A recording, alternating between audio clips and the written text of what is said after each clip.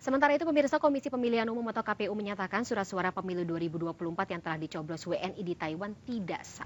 Hal ini buntut dari temuan surat suara pemilu Capres-Cawapres 2024 sudah tercoblos di Taiwan. Pernyataan tersebut merespon temuan berdasarkan video yang viral di media sosial TikTok. Ketua KPU Hashim Asyari mengatakan sebagian WNI di luar negeri akan dikirimkan surat suara untuk mencoblos dengan metode pos.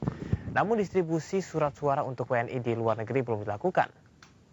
KPU Republik Indonesia tidak akan menganggap sah surat-surat suara yang telah didistribusikan dari Taiwan. Mereka juga akan mengganti 31.276 surat suara Pilpres dan Pileg yang terlanjur dikirim ke WNI di Thailand.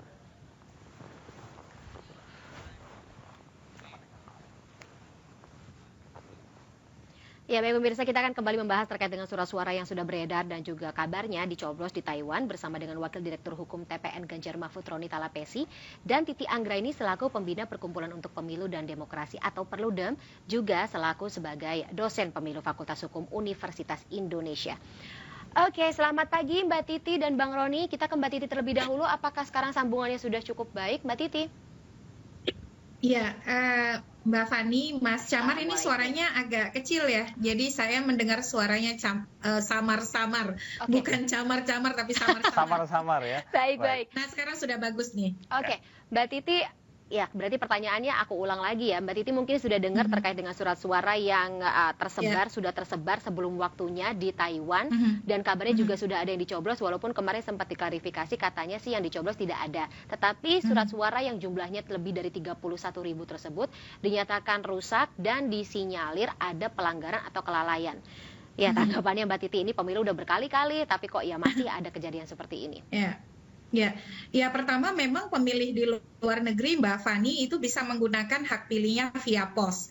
Itu diatur di dalam peraturan KPU nomor 25 tahun 2023. Jadi prosedur pos itu memang prosedur yang dimungkinkan untuk digunakan oleh pemilih kita di luar negeri. Nah ini kan yang ramai di media sosial itu adalah mereka sudah menerima surat suara via pos sebelum penjadwalan pengiriman. Jadi peraturan KPU itu mengatur surat suara itu dikirimkan via pos antara rentang 2 Januari sampai 11 Januari 2024. Dan pemberian suara via pos bisa dilakukan antara rentang 2 Januari sampai 15 Februari 2024. Yang beredar itu kan sebenarnya bukan surat suara tercoblos ya. Tapi pemilih yang memang punya hak pilih menerima surat suara lebih awal. Jadi problemnya bukan di pemilihnya, tetapi pengiriman yang tidak sesuai dengan kerangka waktu yang diatur oleh KPU. Nah, yang harus dievaluasi di sini adalah bagaimana supervisi KPU kepada teman-teman PPLN sampai mereka bisa mengambil keputusan melampaui aturan main. Karena kan kalau disampaikan oleh Ketua KPU, ini terjadi karena inisiatif PPLN yang ingin mengantisipasi libur panjang tahun baru Cina ya. Tetapi kan tahun barunya masih lama, itu 7 sampai 14 Februari perayaannya. Berarti di sini ada problem supervisi dan juga pengawasan dari institusi yang punya otoritas di dalam penyelenggaraan. Yang kedua ternyata menjadi evaluasi, pengawasan tidak bekerja dengan baik. Harusnya distribusi logistik itu bukan hanya dilaksanakan oleh PPLN, tetapi juga harus mendapatkan pengawasan dari Panwaslu luar negeri. Ternyata kan informasinya pengiriman lebih awal ini merupakan sesuatu yang disetujui oleh Panwaslu luar negeri. Kalau begitu berarti ada permasalahan penguasaan dan implementasi di dalam ketaatan terhadap aturan main. Nah ini harus dicari tahu Mbak Fani, asal muasal masalahnya ada di mana. Ataukah apakah mereka tidak mendapatkan BIMTEK yang baik dari KPU dan Bawaslu sehingga berani mengambil keputusan yang tidak sesuai dengan aturan.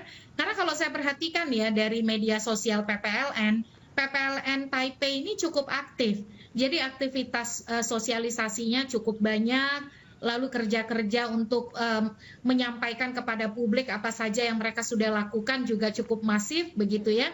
Tapi kenapa ketika pengiriman surat suara kok bisa teledor dan kemudian melampaui aturan yang sudah ada? Apakah ini murni karena inisiatif atau karena memang tidak adanya panduan kerja yang baik yang mereka seharusnya terima, kejelasan aturan main yang seharusnya itu mereka kuasai tapi itu tidak mereka terima. Nah, ini harus ada evaluasi baik dari internal KPU, dalam jajaran KPU sendiri, dan termasuk juga terhadap PPLN-nya, dan tidak berhenti di sana, pengawas pemilunya juga harus dievaluasi, dan di saat yang sama masyarakat perlu kemudian disosialisasikan lebih baik soal aturan main terkait dengan penyelenggaraan pemilu di luar negeri. Ya, Mbak Titi, artinya memang ada permasalahan dari segi pengawasan untuk distribusi ya berkaitan dengan surat suara ke warga negara Indonesia yang ada di luar negeri. Kita akan ke Bang Roni Talapesi dari TPN Ganjar Mahfud. Bang Roni, ini bagaimana tanggapan Anda melihat adanya miskomunikasi ataupun juga kesalahan yang dilakukan yang terjadi di Taipei berkaitan dengan penyebaran ataupun juga distribusi surat suara? Iya, Jamar. Kita memang saat ini kan melihat bahwa situasi pemilu tahun ini tidak seperti biasanya ya. Karena sudah banyak publik menyampaikan terkait dengan indikasi kecurangan. Ini yang dari awal kita sampaikan bahwa kita harus sangat hati-hati dan harus cermat mengawasi proses pemilu yang saat ini sedang akan kita laksanakan. Nah, kalau bicara soal apa yang terjadi di Taipei, kita tahu bahwa kemarin sudah lewat media, Ketua KPU menyampaikan bahwa PPLN menyalahi aturan.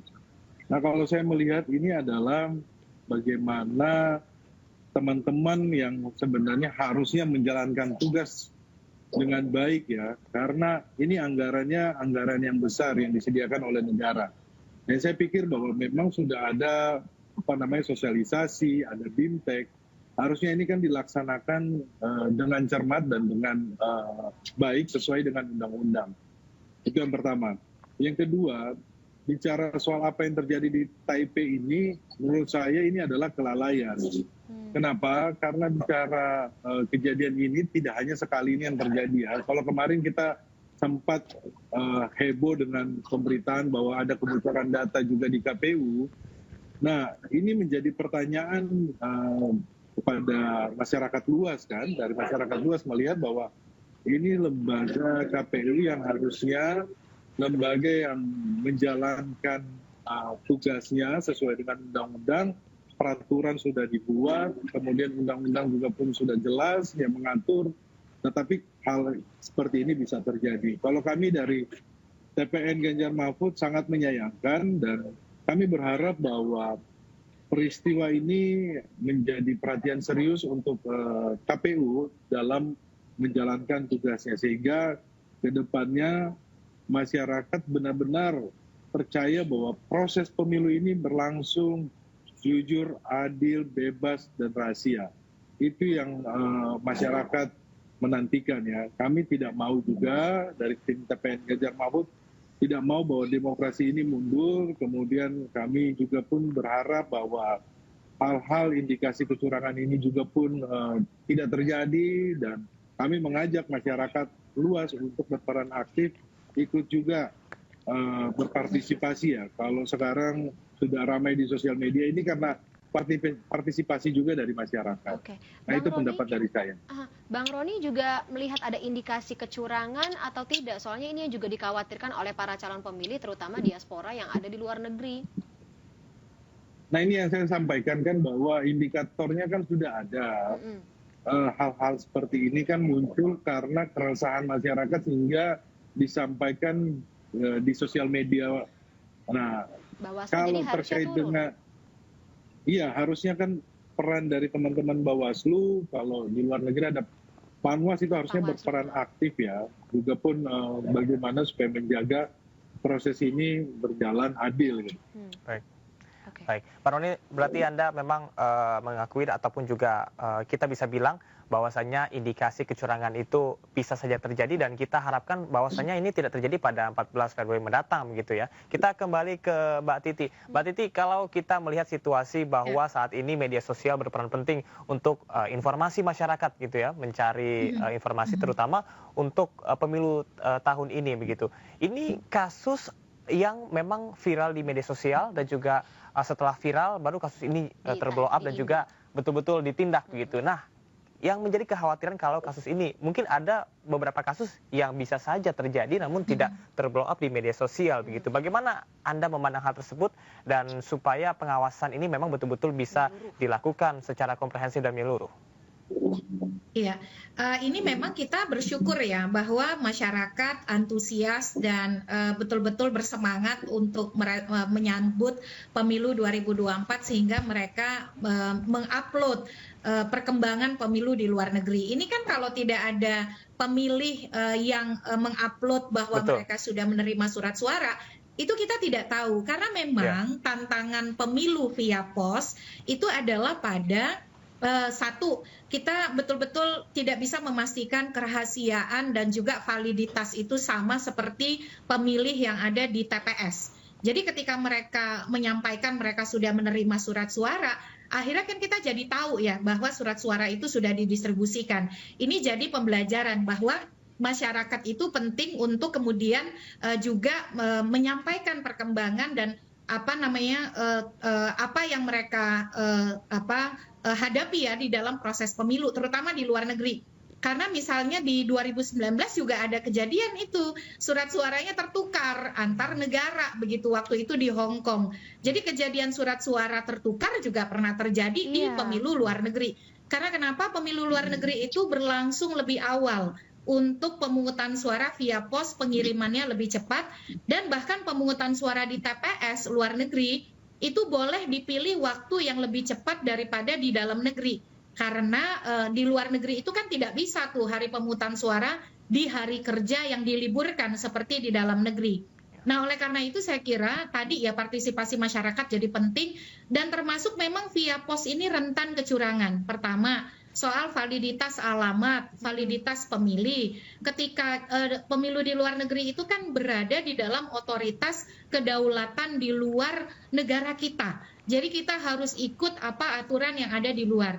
Nah, biasanya pemilu via pos itu banyak surat suara yang return to sender, kembali kepada pengirim dalam hal ini PPLN karena alamatnya tidak valid atau tidak ditemukan, atau pemilihnya sudah tidak ada lagi di alamat tersebut.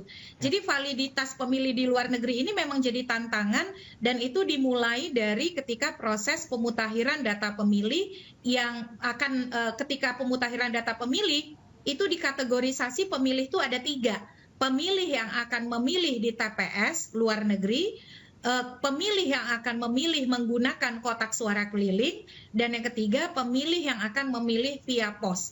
Jadi pendataan itu sudah dilakukan sejak awal. Nah, ketika surat suara dikirimkan, apakah betul surat suara diterima oleh yang bersangkutan? Kalau iya, apakah betul yang bersangkutan mencoblos, bukan orang lain yang mencoblos, itu sepenuhnya tidak bisa dipastikan 100% seperti halnya pemungutan suara di TPS begitu. Makanya di 2019 di Malaysia, di Selangor, itu kan ada beberapa ribu surat suara via pos yang tidak bisa dihitung karena permasalahan di dalam prosedural yang oleh Bawaslu dibilang bahwa surat suara itu harus dikecualikan dari proses penghitungan. Memang kerentanan pemungutan suara via pos dan kotak suara keliling itu lebih tinggi daripada pemungutan suara di TPS luar negeri. Makanya KPU harus serius di dalam supervisi atau pengawasan terhadap jajarannya. Panwaslu luar negeri juga harus paham aturan main dengan baik dan termasuk juga partisipasi partai politik dan pasangan calon yang punya perwakilan di luar negeri untuk mengawasi dan memonitor perkembangan Dan yang terakhir masyarakat kita untuk membantu agar yang di dalam negeri juga mendapatkan informasi yang baik untuk mengupdate misalnya via media sosial ataupun instrumen digital lainnya yang aksesibel. Baik, Mbak Titi, kita dapat poin-poinnya. Kalau begitu saya langsung saja atau kita langsung saja ke Bang Roni. Mungkin terakhir Bang Roni, mengingat tadi evaluasinya juga panjang dan ada masukan dari TPN mungkin. Singkat saja Bang Roni, karena durasi kita terbatas. Iya Kak. Kalau yang sudah disampaikan oleh Ketua KPU bahwa ini menyalahi aturan, tentunya kita menunggu ya apa yang akan KPU lakukan. Itu yang pertama. Yang kedua, kita jangan berharap kalau masyarakat ini percaya bahwa pemilu ini berlangsung jurdil dan adil. Karena apa? Kalau hal seperti ini terjadi, tentunya masyarakat akan skeptis dan masyarakat tidak percaya. Inilah sebenarnya tugas yang harus dilakukan oleh KPU ya, meyakinkan masyarakat. Kalau ada pelanggaran-pelanggaran seperti ini, menyalahi aturan, tolong dilakukan sesuai dengan aturan yang ada. Kalau ada sanksi, tolong sanksi itu dilakukan. Dan tolong juga disampaikan kepada masyarakat luas gitu loh. Disampaikan. Jadi sehingga masyarakat mendapatkan informasi yang utuh. Sehingga ke depan hal-hal seperti ini jangan terjadi lagi. Seperti itu Mbak Fani, terima kasih. Baik, Bang Roni dan juga Mbak Titi Anggrani, terima kasih sekali atas waktunya dalam iNews Today pagi hari ini. Salam sehat selalu ya, ketemu lagi lain kesempatan. Sampai jumpa.